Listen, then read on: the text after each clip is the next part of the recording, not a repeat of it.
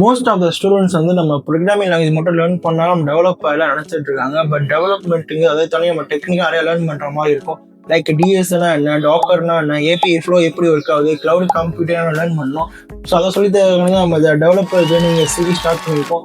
இந்த சீரிஸை நீங்கள் மிஸ் பண்ண நினச்சா நம்ம ஃபாலோ பண்ணிக்கோங்க. இது நம்ம ஜேர்னி ஆஃப் டெவலப்பர் சீரிஸ் 2. நம்ம சீரிஸ் 1 ஆல்ரெடி டிஎஸ்ஐ பற்றி பேசியிருக்கோம். ஸோ இந்த சீரீஸில் நம்ம டாக்கரை பார்க்க போகிறோம். Docker is nothing but Docker is just a box. இது ரியல் டைம் எக்ஸாம்பிளாக சொல்லலாம். அந்த மேகி பாக்கெட் தான். இப்போ நம்ம அந்த மேகியை வீட்டில் ரெடி பண்ண நினைச்சா அது எக்ஸாக்டான மேகி டேஸ்ட்டில் இருக்காது. நம்ம எக்ஸாக்டான டேஸ்ட் இருக்குன்னா நம்ம மேகி பாக்கெட் தான் வாங்குவோம்.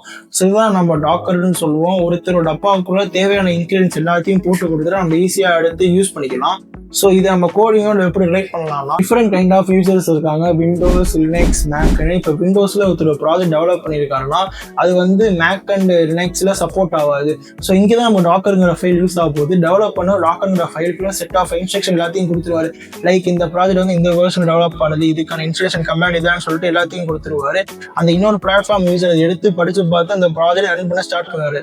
ஸோ இப்படிதான் நமக்கு டாக்கருங்கிற ஃபைல் யூஸ் ஆகும். ஸோ இப்போதான் நீங்கள் டாக்கருங்கிற ஃபைலை பற்றி ஃபர்ஸ்ட் டைம் தெரிஞ்சுக்கிறீங்க. மறக்காம வீடியோக்கு லைக் கொடுத்துருங்க. See you on next video. Tata.